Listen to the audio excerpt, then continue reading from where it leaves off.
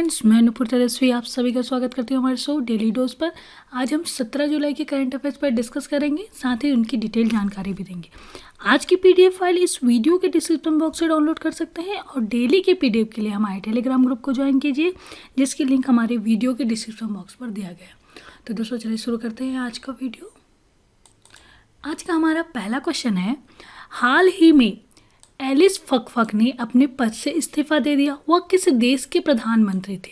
ठीक है, तो इसका आंसर है डी आंसर सही है हमारा, ट्यूनीशिया के प्रधानमंत्री थे।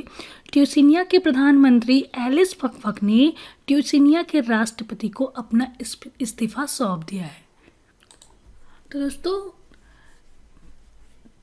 ट्यूनीशिया के प्रधानमंत्री एलिस फकफक ने वहाँ के राष्ट्रपति कैस सैयद को अपना इस्तीफा दे दिया है। और ट्यूनीशिया की राजधानी है तुनिस और मुद्रा है दिनार।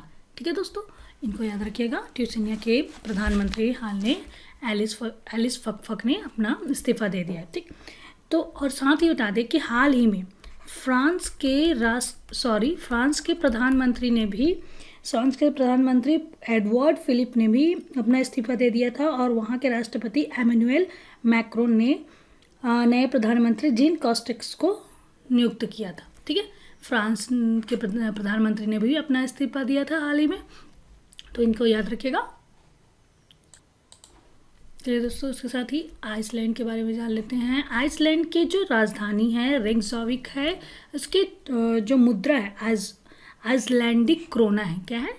आइसलैंड की मुद्रा है आइसलैंडिक क्रोना और वहाँ के राष्ट्रपति हैं गोनिथ जॉनसन। ठीक है, वहाँ के राष्ट्रपति गोनिथ जॉनसन और प्रधानमंत्री है कैटरीन जैकब्स दी दोस्तीन। ठीक है, ओके।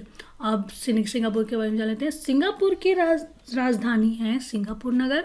सिंगापुर की मुद्रा है सिंगापुर डॉलर और राष्ट्रपति हैं हलीमा याकोब। सिंगापुर के राष्ट्रपति कौन है? हलीमा याकोब और वहाँ के प्रधानमंत्री है ली सियन लोंग। ठीक, चलिए थाईलैंड के बारे में जान लेते हैं। थाईलैंड की राजधानी है बैंकॉक, मुद्रा है बाट और वहाँ के प्रधानमंत्री है प्रयुत चन ओचा। ठीक, तो दोस्तों इन चीज़ों को भी याद रखिएगा। और हाल ही में ट्यूनीशिया के प्रधानमंत्री एलिस फकफक ने वहाँ के प्रधानमंत्री कैस सैयद को अपना इस्तीफा दे दिया है।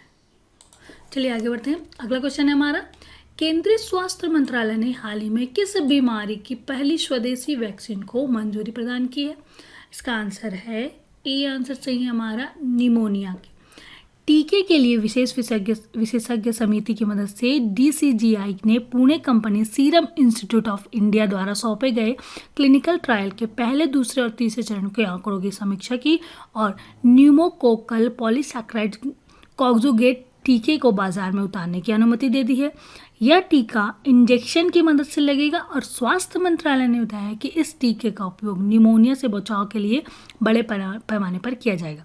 सीरम इंस्टीट्यूट ऑफ इंडिया ने डीसीजीआई से टीके से पहले, दूसरे और तीसरे चरण के क्लिनिकल ट्रायल भारत में करने की मंजूरी दी है और इसका ट्रायल गाम्बिया में भी हुआ है। ठीक, ओके दोस्तों, चलिए आगे बढ़ते हैं। अगला क्वेश्चन है हमारा, हाल ही में मानव संसाधन विकास मंत्रालय द्वारा आंध्र प्रदेश के 1200 शिक्षाकर्मी की शैक्षणिक कौशल उन्नयन हेतु समग्र शिक्षा अभियान के तहत किस ऑनलाइन कार्यक्रम की शुरुआत की गई?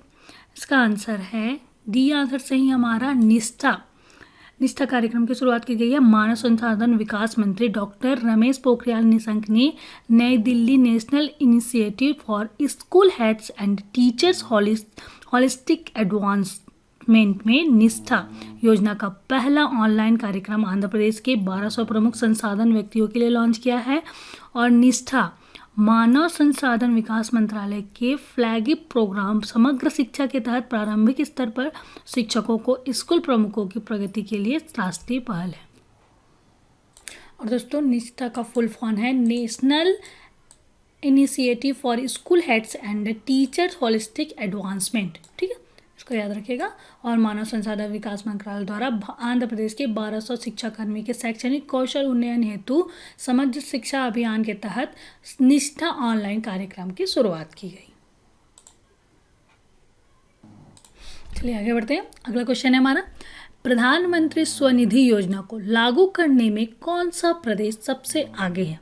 इसका आंसर है ए, आंसर सही है हमारा मध्य प्रदेश। स्ट्रीट वेंडर के लिए शुरू की गई आत्मनिर्भर निधि प्रधानमंत्री स्वनिधि योजना के कार्यान्वयन में मध्य प्रदेश अन्य राज्यों की तुलना में शीर्ष स्थान पर है और इस योजना में वर्तमान में राज्य में 378 नगरीय निकायों लाभान्वित किया जा रहा है। अब तक 8,70,330 स्ट्रीट वेंडरों ने योजना के तहत पंजीकरण कराया है, जिनमें से 1,76,000 स्ट्रीट वेंडर को पहचान पत्र और वेंडिंग सर्टिफिकेट जारी किए गए। इसके अलावा राज्य में लगभग 15 करोड़ 50 लाख से के ब्याज मुक्त ऋण में 15,500 केसों को मंजूर दी गई है।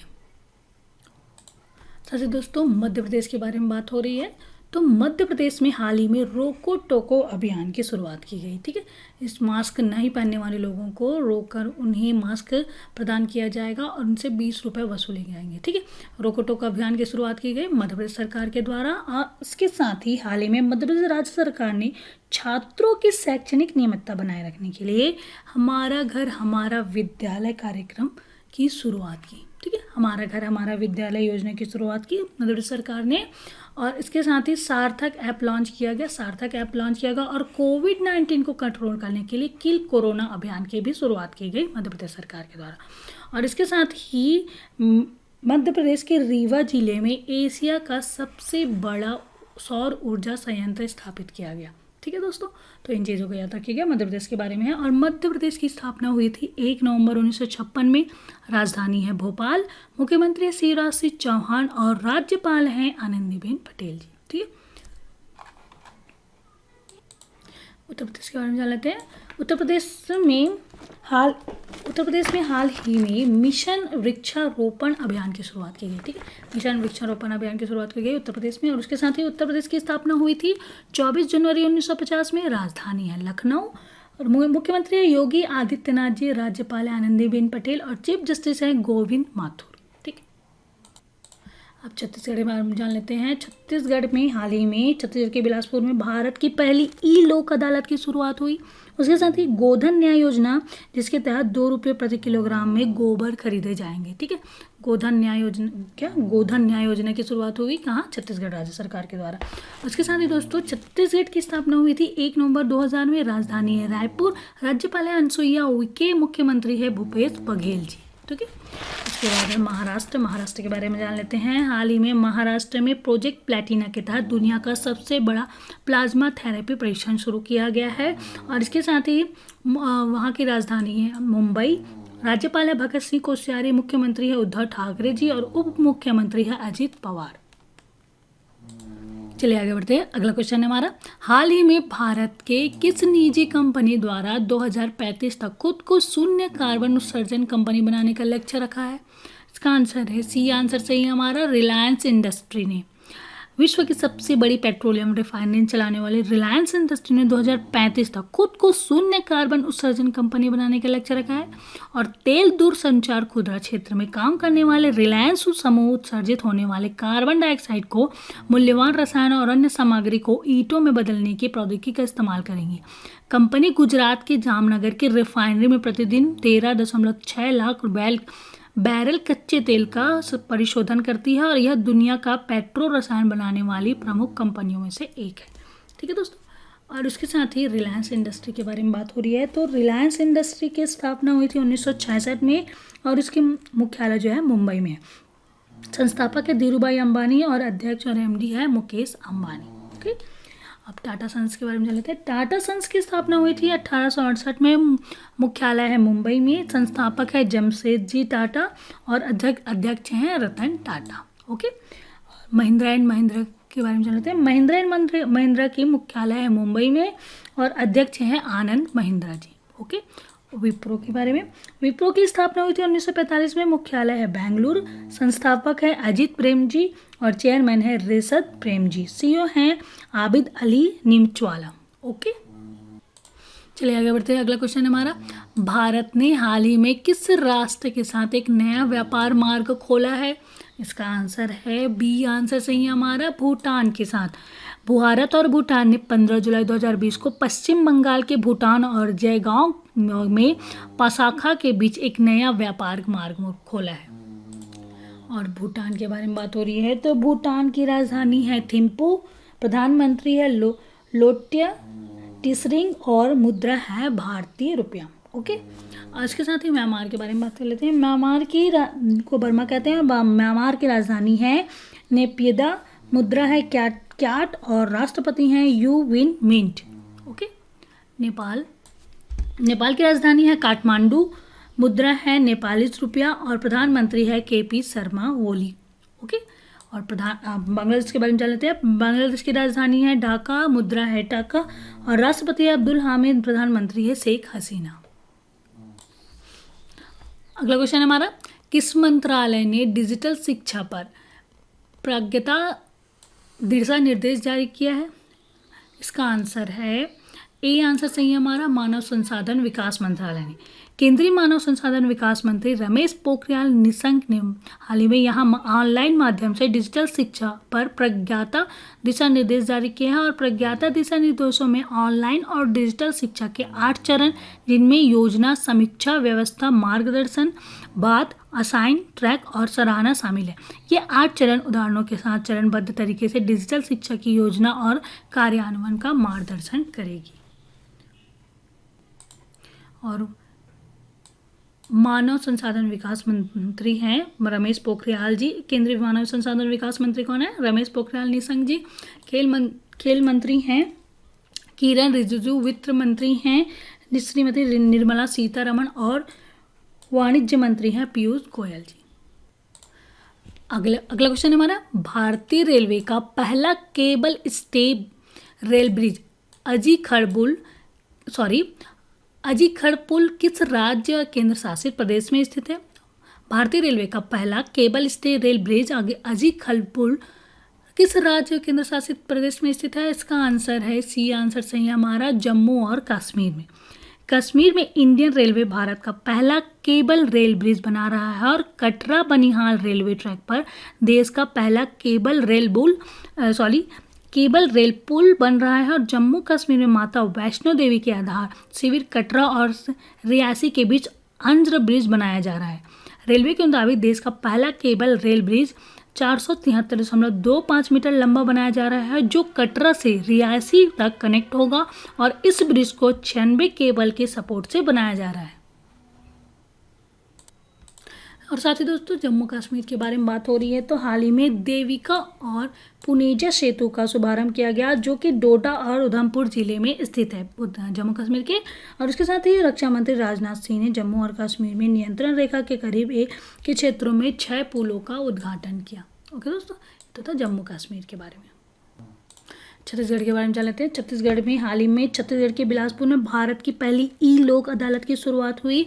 उसके साथ ही गोधन न्याय योजना की भी शुरुआत की गई छत्तीसगढ़ सरकार ने।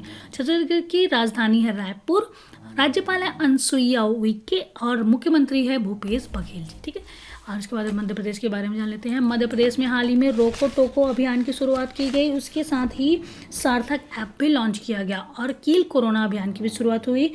और रीवा जिले में एशिया का सबसे बड़ा सौर ऊर्जा संयंत्र की स्थापना हो रही है मध्य प्रदेश में। और हमारा घर हमारा विद्यालय योजना की शुरुआत की गई मध्य प्रदेश सरकार के द्वारा।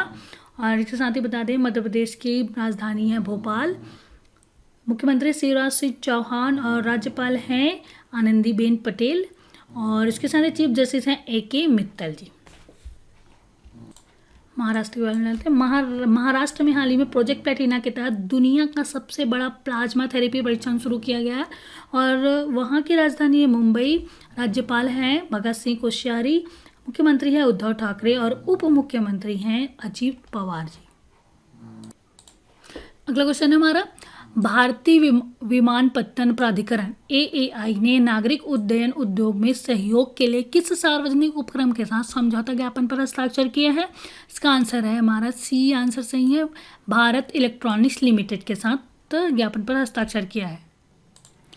भारतीय विमानपत्तन प्राधिकरण एएआई के और रक्षा क्षेत्र के सार्वजनिक उपक्रम defence public sector unit Bharat electronics limited के बीच एक समझौता ज्ञापन पर हस्ताक्षर किया गया और इस समझौता ज्ञापन के उद्देश्य एशिया प्रांत क्षेत्र में हवाई एयरपोर्ट कारोबार में उभरते वैश्विक बाजार में शामिल होना है और दोनों कंपनियां एयरपोर्ट कारोबार में उभरते वैश्विक अवसरों को संबोधित करने के लिए एक दूसरे की सहायता करेंगी। ओके, इसके साथ ही भारतीय विमानपत्तन प्राधिकरण के अध्यक्ष हैं अरविंद सिंह और इसके साथ ही भारत इलेक्ट्रॉनिक्स लिमिटेड अध्यक्ष और प्रबंध निदेशक है एमवी गौतम। और दोस्तों कोल इंडिया लिमिटेड के बारे में जान लेते हैं। कोल इंडिया लिमिटेड का मुख्यालय है कोलकाता में, सीईओ है अनिल कुमार और डायरेक्टर है प्रमोद अग्रवाल जी। ओके, और हिंदुस्तान पेट्रोलियम कॉरपोरेशन लिमिटेड के मुख्यालय है मुंबई में, सीईओ है मुकेश कुमार सुराना।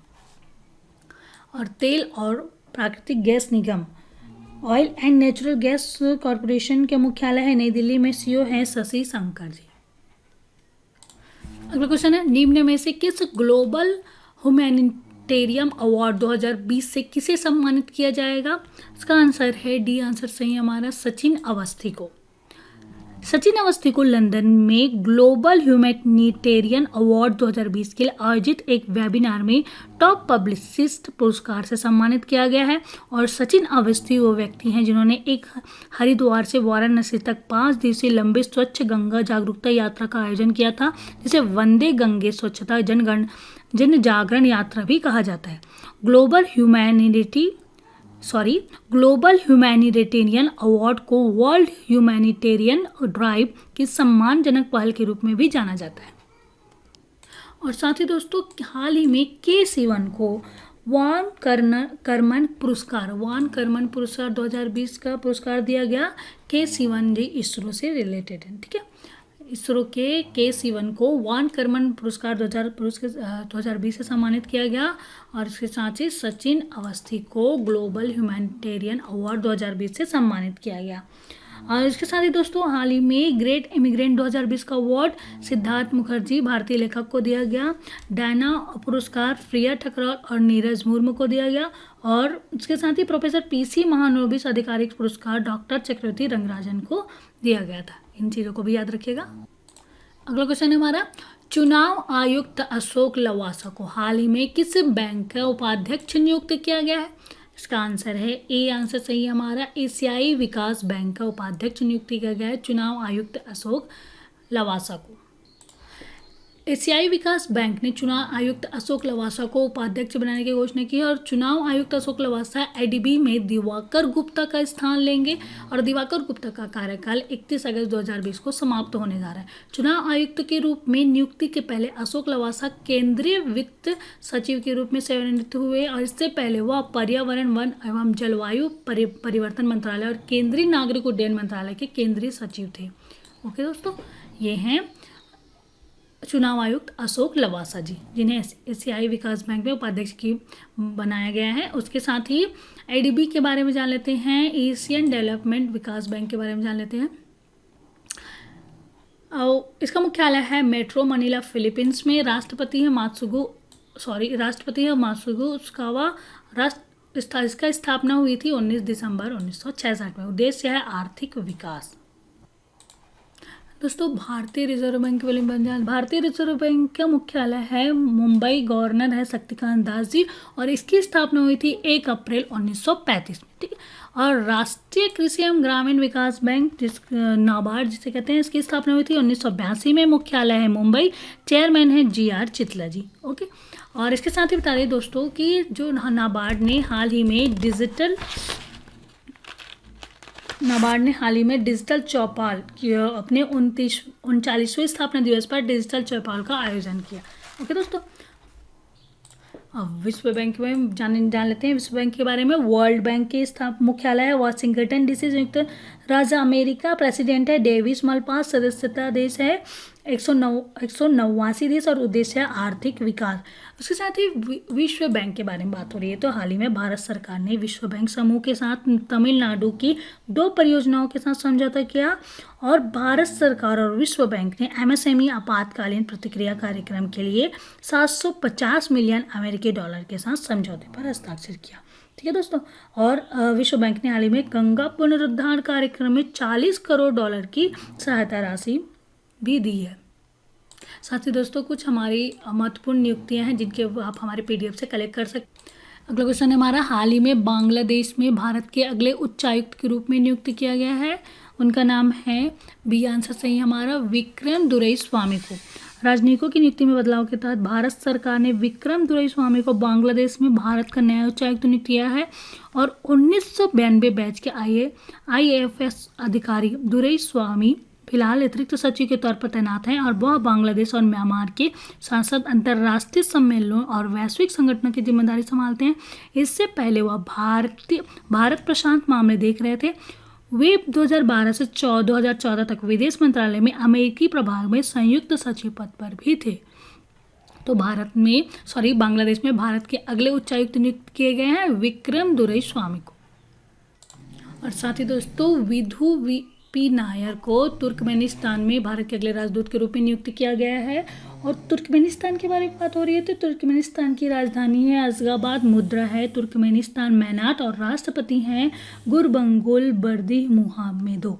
ठीक है, ओके। उसके साथ ही हेमंत हरिश्चंद्रन जो कि उनको चेक गणराज्य में भारत के अगले राजदूत के रूप में नियुक्त किया गया है। चेक गणराज्य की बात करें तो चेक गणराज्य की राजधानी है प्राग, मुद्रा है चेक कोरोना और राष्ट्रपति हैं मिलो जमैन, प्रधानमंत्री है आंदेज बबीस।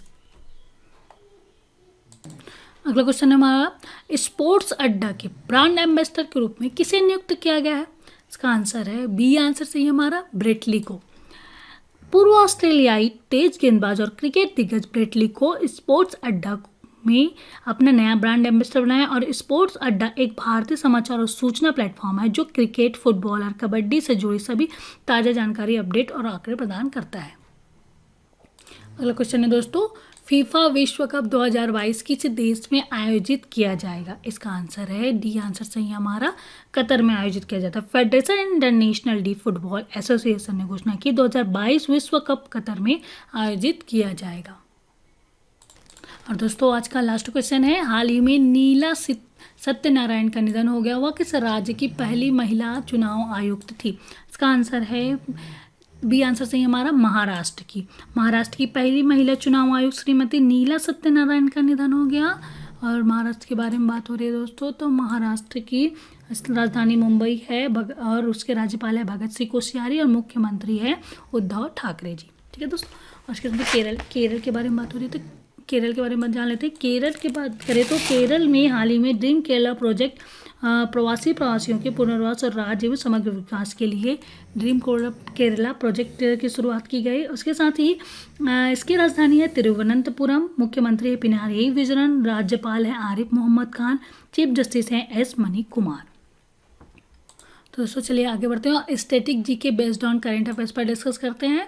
इसमें पहला क्वेश्चन है, पोबा रिजर्व फॉरेस्ट को एक वन्य जीव अभ्यारण्य में अपग्रेड किया जाएगा और यह किस राज्य में स्थित है? ठीक है, तो यह वन्य जीव अभ्यारण्य में अपग्रेड किया जाएगा। पोबा रिजर्व फॉरेस्ट स्थित है असम राज्य में। ठीक है, चलिए आगे बढ़ते हैं। हाल ही में जो बिडेन, एलन मस्क और बिल गेट्स इत्यादि के ट्विटर अकाउंट हैक करने से चर्चा में रहे बिटकॉइन क्या है और इसकी खोज किसने की थी?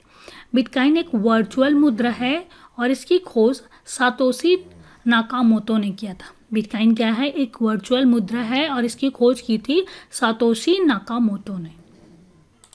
और इसके साथ ही दोस्तों आज 16 जुलाई के करंट अफेयर्स का रिवीजन करते हैं। तो उसमें पहला क्वेश्चन है, विश्व युवा कौशल दिवस कब मनाया गया?